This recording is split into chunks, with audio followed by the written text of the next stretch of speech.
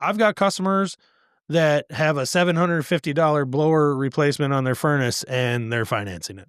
Yep. Because this was a unexpected expense for them. And at a point in time where having a 3 month paying out, 4 month, 6 month payment option, 0% to them if they qualified, was a way to get their heat back on. All right, everybody, welcome to the Make Trades Great Again podcast. Andy, how you doing, man? Good. How are you doing? Good. Hey, Andy, you and I have been talking off air about this, but we haven't talked about it on the podcast. I just recently started offering financing to my customers through our management software because it integrates perfectly through it, all that kind of stuff. And this is something we've talked about over the years, just like, should we do it? Gosh, I don't really seem to get a lot of, questions, a lot of people ask me about it, but every once in a while, that kind of thing. And it's amazing now that I offer it, how many times it comes up. You know what I'm saying? I haven't put it out there on any literature on my van or anything like that. I should. I'm going to be putting some stuff on my website saying, like financing available, that kind of thing. But we are at a place where, come to find out, you and I, just with some our investigative journalism, that there are a ton of, there's a big trend, a ton of people utilizing these buy now, pay later programs, the BNPLs.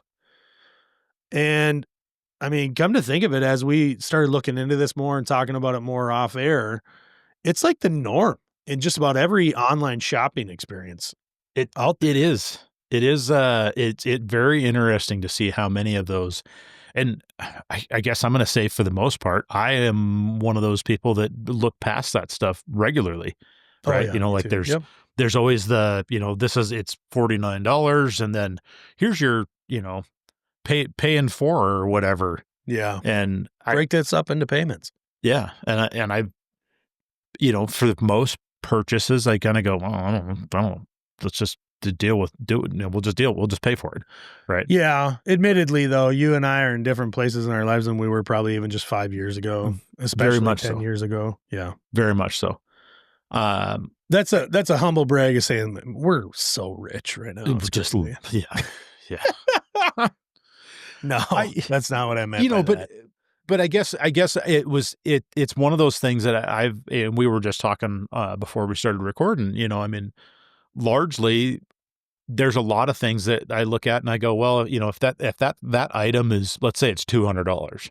Yeah. Right. And it's maybe not an essential purchase. Yeah. You're just shopping on Amazon or something. Yeah. Poking around and I'll be like, oh, that's you're cool. buying a pair of boots. Pair of like hiking boots, the ones that you don't even need for work. Yeah. And I'll be like, well, I don't know, maybe I don't need those. If you didn't have the money. If I didn't have the money. Yeah. And anyway, it's all over the map though. You even you were the first to bring it up in our conversation about this being like the new norm for groceries, and it's like trending upward and people are using it for buying daily essentials. Right. Like straight up, I'm going to go to the grocery store, get my week's worth of groceries and be prompted with the opportunity to break that purchase up into 4 different payments. Right. Is that being done like right at the register? Or is this like if you're shopping ahead of time online, pick up kind of I've thing? never seen it at the register. It's always just been online. But I'm so behind the times. I don't like. Have you seen it at like Menards? No, the thing is, I should I shouldn't have said I'm so behind the times. I'm not necessarily, but I don't buy my groceries online. I don't either. It's just not my thing. Yeah. I'm not against it. No. I think it's great. Like I see how useful it is, but here I am like a dummy walking through the empty grocery store, which is kind of nice, by the way, because everybody's sitting on the parking lot waiting for their stuff to be trucked out to them. Right. And here I am, got my own aisle. Yeah. So let me ask you this: how much frivolous, non-essential, non-necessary things do you buy just because you're walking around and you're like, oh, look at that? Well, that's how. Look, I want these grocery store chains to stay in business, Andy. That's how they stay in business. I buy the what is it? What's that purchase called? The Little Debbie's and the yeah, but why can't I think the what? I can't think of the terminology. What, it's such a basic term. Impulse buy. That's Oh, what yeah, it yeah, yeah, is. yeah, yeah. Okay. Gotcha. No, back to the financing though. So like I guess the object of this discussion was to first bring up, I'm offering financing now to customers, and the financing program I chose, it integrates directly into our software, which, okay, look, they're not a sponsor. I'm almost reluctant to bring them up because I feel like every time we do, this company's making money off of us talking about them, and we don't see anything in return. But not that I don't want to help people out. We use Housecall Pro. It should be we've done many episodes on this, and within Housecall Pro, this software that we subscribe to, you guys separately than I, obviously. This Yeah. is how we run our business. Housecall Pro offers one option that integrates seamlessly into the software for financing. It's this company called WiseTech. Right. And it's not new. It's been out there. There are many, many other financing options available to any one of us to use as business, service providers. But I chose this one because it's just all right in our software, and it was the least amount of heavy lifting. Right. And by all accounts, it's a decent system, and it's more or less like this buy now, pay later kind of scenario. And in Yeah. fact, this kind of stuff is so um, Gen Z millennial friendly. This is a soft pull on your credit to see if you qualify for a proposed job. So let's say I'm Right. going to propose to you, Andy, a $10,000 job, and I can, if you say I want to finance, then all of a sudden I say, okay, no problem. I hit this button in my software. Yeah. It sends that proposal in the form of an invoice to you and to this company. And this company then sends you a text message, and you initiate the whole process Right. from your phone. The whole thing is done on your phone in minutes, right? So it's really a BNPL buy now. BNPL. Yeah. We're really into the acronyms here. If Right. anything, this is an ABC, XYZ podcast with Yeah. the Yeah. MTGA, right? So the BNPL is done all through your phone. I mean, I looked at all this and I'm like, God, this is where we're at because of so many different reasons. People are in need of some sort of financing in just one way or another. And it's none of my business how people pay for their the tools they use to pay for the services I provide them. Of course, I'm just interested in getting paid. And this is an offer that I is long overdue for me. And look, I Right. know people have done this forever. Like, this is not new by any means. Right. New to me. And maybe soon to be new to you Yeah. by just our conversations we've had. And I've had people asking about it since I started. I haven't used it yet, but it's been short, and I've been bidding a lot of work that's bigger, Yeah. that is outside of the scope of what this offers my customer, and not the kind of work you're probably going to finance on a BNPL, right? Like whole Right. heating systems for a new cabin going up north or Yeah. something like that. So Yeah, anyway, but if you were looking at a project like that, and let's say you got a customer that's like, well, I need to figure out how to spread this out, right? We can afford to do it. yeah, But I if they're can like only a take a cash buyer, draw. they're doing their own Yeah. project or something, sure. Right. They may look at it and go, you know what? This makes all of this so much easier because I can make, it's a $20,000 job. I can make four or $5,000 payments and helps keep my cash flow where I need it. Well, and no, you raise a great point. You're right. I'm not But excluding that as an opportunity yeah. for both my customer and me to work together. It is Yeah. definitely an opportunity. It's a Yep. possibility, makes it maybe more attractive depending on the, circumstances. But Yeah. it's also there though. I looked at it as the bread and butter of my business is, the type of work. I'm not just pigeonholing it into only this, but the type of work that is in and out, same day repair, reactionary, Yeah. like water heaters, for Yep. example. They don't last forever. And when they fail, you're quite upset and you don't want to be without it. But yet, we're at a day and age where I don't have to tell this to anybody on a podcast listening to us that water heaters are like the second most expensive thing in your house now. in Right. 2025, right? Like insane cost for a lot of people that can't just be like, what do you mean it's $3,000 to get a hot shower? Well, yeah, but that $3,000 spread out over the next 15 years, that's what you're paying for a water heater. Not financing. I'm saying that's how long they Yeah. last. This is what I mean, it is what it is. I can't help it. Right. We're not, like I'm not getting rich off of one water heater install, put it that way. No. But my customers also are at a point now where it's like it's $2,500 for that? It's just 10 years ago it was $500. I'm like, yeah, it's crazy. It's insane. I understand all of that and you're correct. And so that's where the financing to me was. And then I was talking to our friends, friends of the show, Denver. I'm not going to, say anything he wouldn't want me to say, but like he's been utilizing financing of different forms in his business for a while. Some stuff that's offered through the state of Michigan. And then he's got this program. And the reason I know he's using this Sure. program is because he was able to answer a bunch of questions for me. And for him, it was like the conversation immediately went to, hey, I've got customers that have a $750 blower replacement on their furnace and they're financing it. Yep.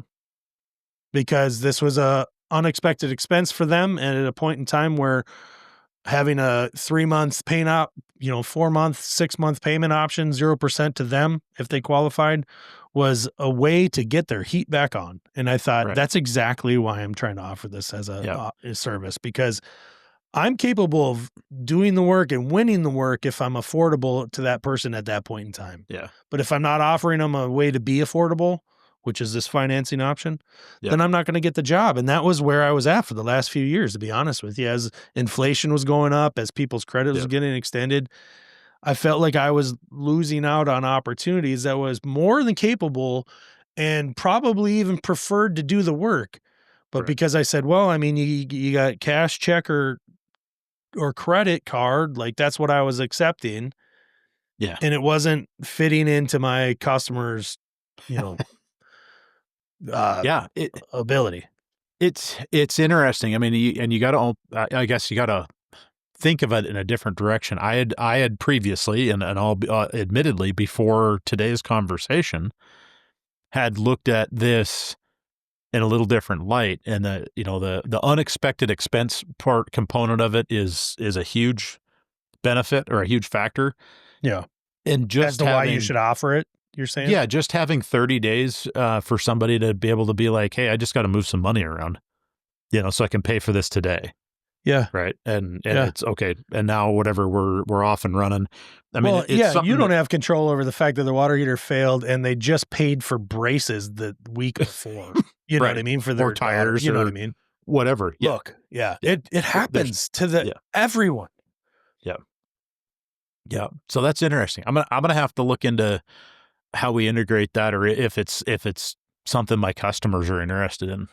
Well, it's amazing. Like we were looking up, you were using chat and I was using Gemini, and we were looking up just different statistics and the trends on this. One of my searches was like, how does BNPL work? Another one was trends in buy now, pay later in the US. And there's an amazing amount of like impactful information you can use to kind of go, okay, yeah, this makes sense as my business, because look at all of these trends. Like, we talked about the groceries, but like, here's one of the things for generation and income differences cited by Gemini, and they're linking to a Nerd Wallet and a Harvard Business Review link, two links to this statement. Younger generations, Gen Z and millennials, are more likely to use BNPL for experiences and are also more inclined to finance travel, exercise equipment, and regular everyday purchases. Yeah. Well, I mean, 2025 it was projected to reach almost $98 billion in the U.S. For BNPL, not credit card sales. This is BNPL. Yeah. Look, I'm not looking to offer, I'm not looking to get into my customers' bank accounts and things like that. I'm just looking at strictly how do I keep, if I've got the opportunity, worked however hard, paid certain amount of money to get the opportunity through Google advertising, things like that, for these customers to come my way, I don't want to lose them simply because like this $2,000 job is not affordable. Right. My cost doesn't get more affordable. I've arrived at the Right. best price I can offer my customer. Yeah. Yeah, this is interesting. I think one of the biggest ones was that Swedish company. Is it Sweden? I don't know. Klarna. Yeah. Klarna. And you and I were just looking into it before we record, and yeah, we can absolutely even offer this, which is like the biggest one. I think 75. They say they boast something like 75% of online retailers use their product or something like that. Right. Which we've all seen it as we're checking out on just about any platform, right? Yeah.